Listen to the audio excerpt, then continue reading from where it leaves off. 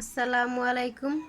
আজকে কাঁঠাল বিচি বাজবো, বাজি করব। তো দেখেন কাঁঠাল বিচি এতটুকু নিয়েছি।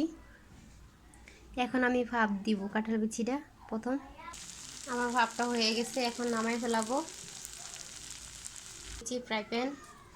তো দেখেন এখানে দিয়েছি রসুন আর একটা পেঁয়াজ, এখানে দিয়েছি কাঁচামরিচ,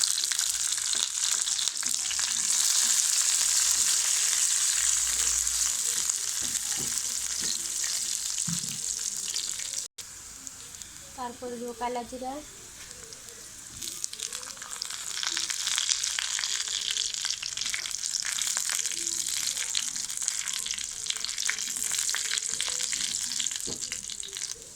তারপরে দেবো কাঁঠাল বিচি,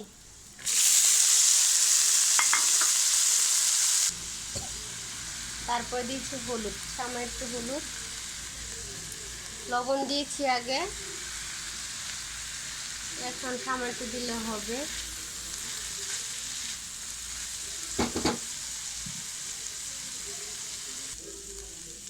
তারপরে দিয়ে দিব একটা টমেটো কাঁচা দিব, এখানে দুটো ডিম দিয়ে দিচ্ছি আমি। এখন